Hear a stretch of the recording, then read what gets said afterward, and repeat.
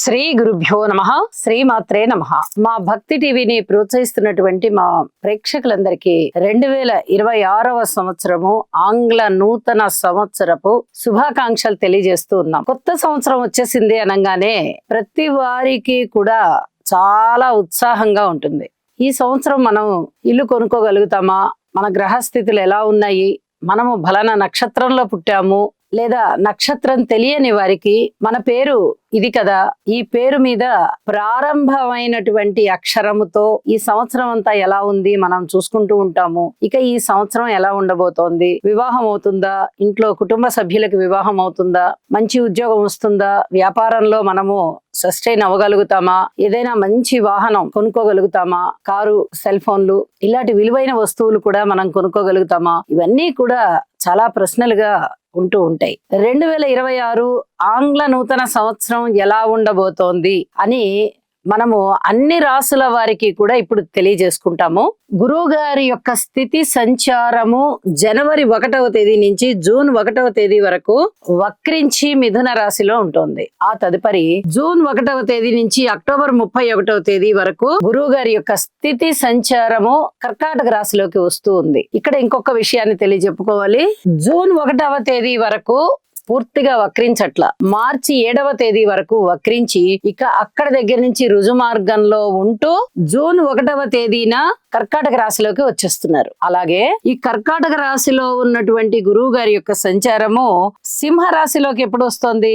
October 31వ తేదీన వచ్చేస్తుంది. October 31వ తేదీన గురువు గారు మారుతున్నారు. ఇక అక్కడ దగ్గర నుంచి డిసెంబర్ 31వ తేదీ వరకు, అంటే ఈ సంవత్సరం చివరి రోజు వరకు కూడా గురువు గారు సింహ రాశిలోనే ఉంటారు. గురువు గారి స్థితి సంచారం ఇలా ఉండగా రాహుకేతువులు ఇద్దరు కూడా డిసెంబర్ 8వ తేదీ నుంచి మారిపోతున్నారు. కేతువు యొక్క సంచారము అప్పటి వరకు కూడా సింహరాశిలో ఉంటూ ఉండగా డిసెంబర్ 8 నుంచి కర్కాటక రాశిలోకి వెళ్తోంది. అలాగే రాహు గారి సంచారము డిసెంబర్ 8వ తేదీ నుంచి మకర రాశిలోకి వస్తూ ఉంది. ఇక శని గారి యొక్క సంచారాన్ని మనం పరిశీలన చేసినట్టయితే జనవరి 1వ తేదీ నుంచి కూడా శని గారి యొక్క సంచారము మీన రాశిలోనే ఉంది. ఈ సంవత్సరం అంతా మీన రాశిలోనే ఉంటుంది.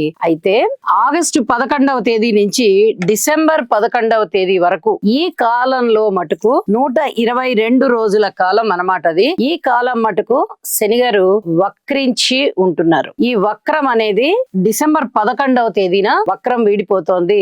ఈ 122 రోజుల కాలము కూడా ఈ 2026వ సంవత్సరంలోనే ఉండడం ఇక్కడ గమనార్హం. గ్రహస్థితులు ఇలా ఉండగా ప్రధానమైనటువంటి గ్రహస్థితులని మనం తీసుకుంటాం కాబట్టి ఈ ప్రధానమైన గ్రహస్థితులు రాహుకేతువులు గురు శనులుగా చెప్తాం కాబట్టి ఈ నాలుగిటి యొక్క పరిస్థితులు ఇప్పుడు మనం తెలియచెప్పుకుంటూ ఉన్నాము. ఇక వీటి యొక్క ఫలితాలు ఏ విధంగా ఉండబోతున్నాయి అనేది రాసుల్లోకి వెళ్లి వివరంగా తెలియచెప్పుకుందాం. తులారాశి వారికి 2026వ సంవత్సరం అంతా కూడా శుభాలు ఎక్కువగా కనిపిస్తూ ఉన్నాయి. 6 నెలల వరకు గురువు గారి యొక్క సంచారం 9వ స్థానంలో ఉండి చాలా అద్భుతమైన ఫలితాలు ఇస్తూ ఉండగా సంవత్సరం పొడుగుతా శని గారి యొక్క స్థితి సంచారము చాలా చాలా అద్భుతంగా ఉంది. ఇది చాలా చెప్పదగినటువంటి సూచన. ఇటు గురువు గారు బాగున్నారు, ఇటువైపు శని గారు బాగున్నారు. అనుకోని విధంగా వచ్చేటటువంటి ధనము మిమ్మల్ని ఉక్కిరిబిక్కిరి చేస్తుంది అని చెప్పొచ్చు. అంత అద్భుతమైన ఫలితాలు మీకున్నాయి. అలాగే కేతువు యొక్క సంచారం కూడా పూర్తి లాభస్థానంలోనే ఉంది.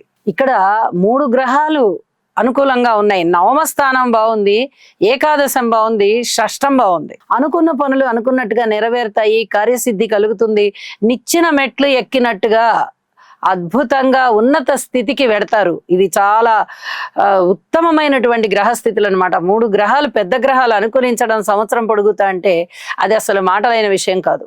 అనుకోని విధంగా ఉన్నత పదవులు ఉండడము, గౌరవం పెరగడము, సన్మాన సత్కారాలు ఉండడము, ధనము రావడము, విద్యలు రావడము, అలాగే పూర్వజన్మలో చేసుకున్నటువంటి పుణ్య ఫలితాలు ఏవైతే ఉన్నాయో అవన్నీ ఇప్పుడు అనుభవించగలగడము, పిత్రార్జితం చేతికి అందడము, పితృవర్గ రీత్యా కొన్ని రకాలైనటువంటి బాధ్యతలు మీకు పడి మీరు వాటిని చాలా సంతృప్తికరంగా నిర్వహిస్తూ ఉండడం చేత పితృవర్గం వారి చేతనే మెప్పు పొందడము, సాక్షాత్తు తండ్రి గారే బాగా సంతోషంగా ఉంటారు. అలాగే దూర ప్రాంత ప్రయాణాలు చేయడము, ఇష్టదేవతారాధన చెయ్యండి.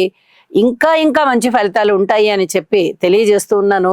ఇక 6 నెలల అనంతరము గురువు గారి యొక్క స్థితి దశమంలోకి వస్తోంది.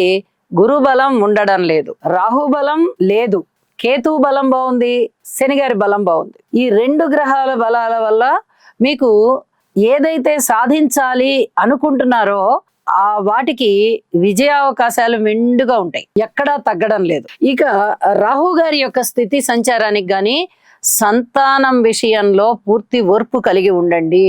ఇది చాలా చాలా చెప్పదగినటువంటి సూచనగా తెలియజేస్తూ ఉన్నాను.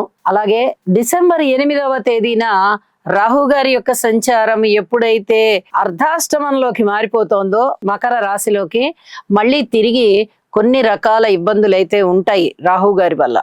ఇక్కడ కేతువు గారి యొక్క స్థితి కూడా దశమంలోకి వెళ్తోంది. ఇక్కడ రాహు కేతులు ఇద్దరికి తప్పనిసరిగా పూజలు, పునస్కారాలు, స్తోత్ర పారాయణలు అన్ని చేసుకోవాల్సిందిగా మరీ సూచన చేస్తూ ఉన్నాను.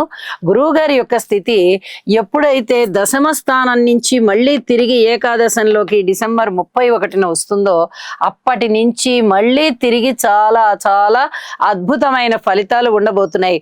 మళ్ళీ అప్పుడు చూడండి, శని గారి యొక్క ఫలితము, గురువు గారి యొక్క ఫలితము సంవత్సరం మొత్తంలో తప్పనిసరిగా మీకు ఏ 2 గ్రహాల అనుకూలత అయినా కూడా కనిపిస్తూ ఉన్న కారణం చేత అద్భుతమైన ఫలితాలు మీ సొంతం అని చెప్పి తెలియజేస్తూ ఉన్నాను. ఇక ఈ రాహుకేతువులకి మటుకు తప్పనిసరిగా పూజలు చేసుకోండి. కేతువు గారి స్థితి ఇప్పుడు చాలా బాగుంది, డిసెంబర్ 8 నుంచి అంతగా బాగుండబోవడం లేదు. రాహు గారి పరిస్థితి ఇప్పటి నుంచి బాగుండలేదు, అప్పుడు కూడా బాగుండలేదు. కాబట్టి ఈ 2 గ్రహాలకి ఈ 2 దశలలోనూ కూడా స్తోత్ర పారాయణాలు చేసుకోవడము, దుర్గ పూజ చేసుకోవడం ద్వారా చాలా వరకు మీకు మనశ్శాంతి ఉంటుంది అని చెప్పి తెలియజేస్తూ ఉన్నాను. శుభం.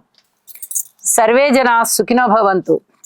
2026వ సంవత్సరం అంతా కూడా ప్రతి మనిషికి బాగుండాలి, ప్రతి మనిషికి ఆర్థిక అభివృద్ధి కలగాలి, ఆరోగ్యాభివృద్ధి కలగాలి, నిత్య నూతనమైన సంతోషం కలగాలి అని చెప్పి ఆ భగవంతుడు ఆశీర్వదించాలని కోరుకుంటూ సర్వే జనా సుఖినో భవంతు.